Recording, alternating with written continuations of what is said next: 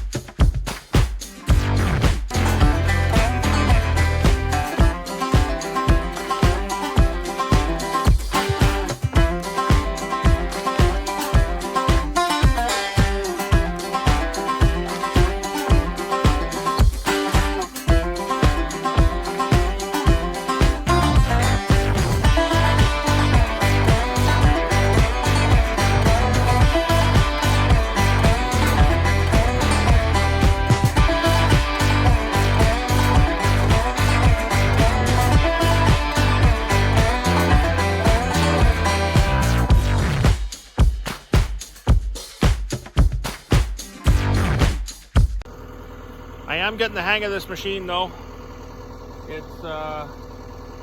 It's definitely a learning curve. I've never used a mulcher before, ever. And usually when you're using a mulcher, I don't think you're digging into the ground a little bit either. But this, we want to try to get the roots and cut the roots a little bit so it breaks down faster, because we want to be able to get in this piece and start working it soon. So far I'm impressed with this machine. It seems to have a lot of power, goes through quite a bit.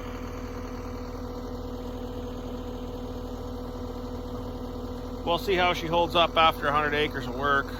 I'm still getting used to the machine, and I'm kind of babying it a little bit because I don't need to break anything being stupid. But anyway, I'm going to carry on. I got this little section done here.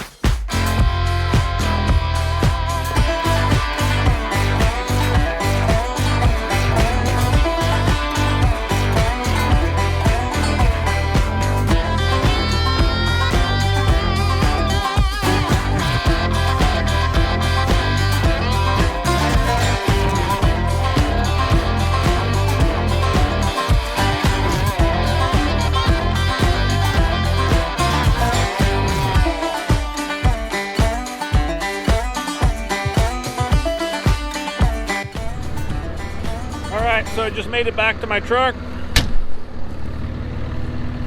I was gonna keep going for a little bit longer, but I'm running low on diesel and government juice. So it doesn't run so good without either one of them. So that'll be tomorrow. I'm gonna carry on tomorrow. I got a decent chunk done for the couple hours I was here.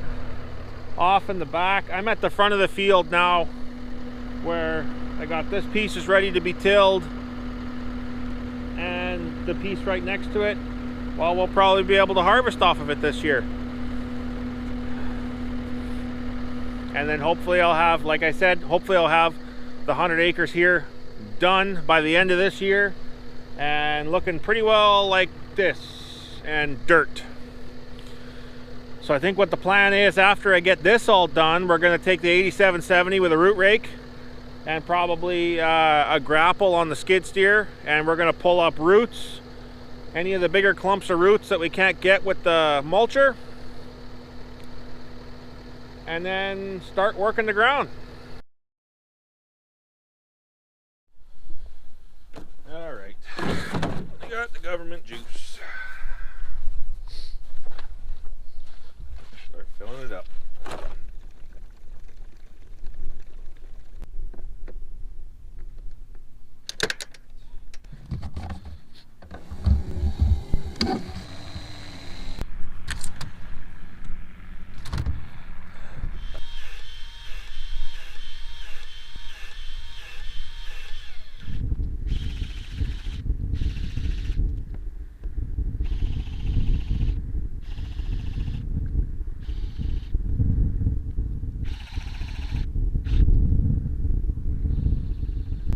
Fire this up. We'll give it a couple minutes to warm up. Melissa's doing some trimming, so I'm going to go and check on her real quick before I get started, and then we'll keep right on mulching.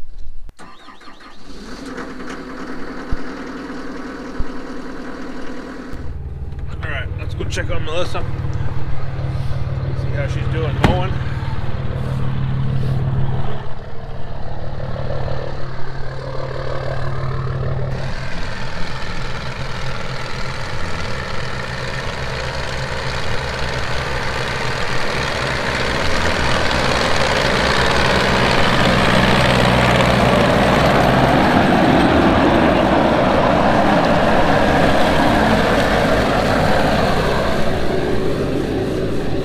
You can see the green coming up now. Nice.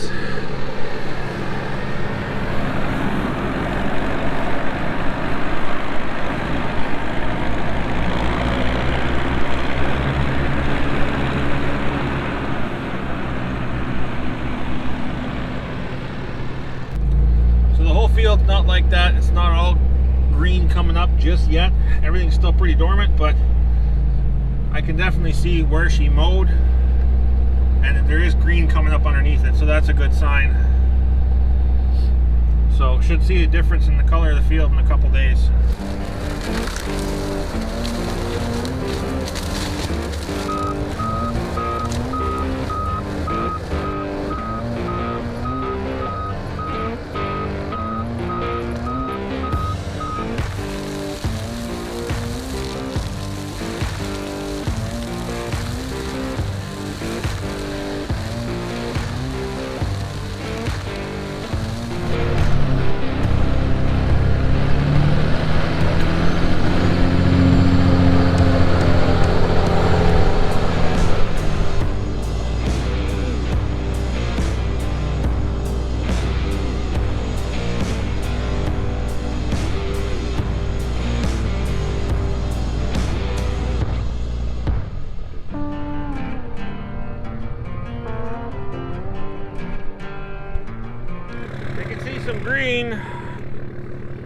That's always good.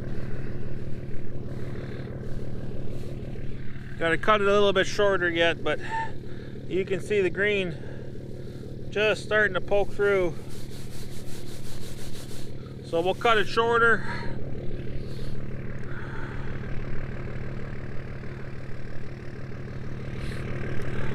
This field's not quite ready to harvest yet. You can see it's kind of patchy in those spots here at the edge.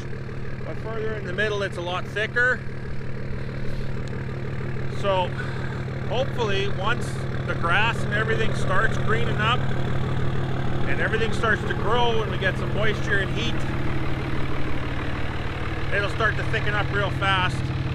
We'll have to put some fertilizer down on it as well. But I didn't get too much filming of mulching today. I think I figured out a system that works pretty good right now.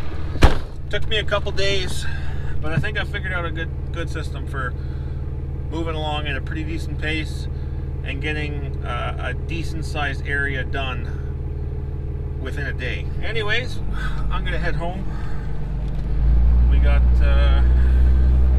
a decent amount done. Melissa got that field finished. She got it finished. And she moved on to another one I seen. And we'll be back at it again tomorrow. Tomorrow's supposed to be 20 degrees. Right now it's only 6.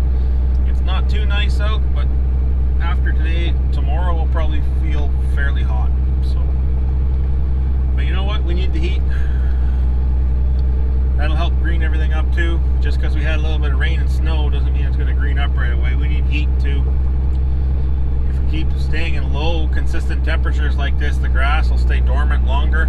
Yes, it's starting to green up, but it'll take a longer period of time for it to green up with the cooler temperatures. And then once it's a consistent warm temperature, we got some spraying to do, and I got some fertilizing to do. So, but yeah, we're gonna call it quits for today. I'm gonna head home, get some supper, and then we'll be back out here again tomorrow.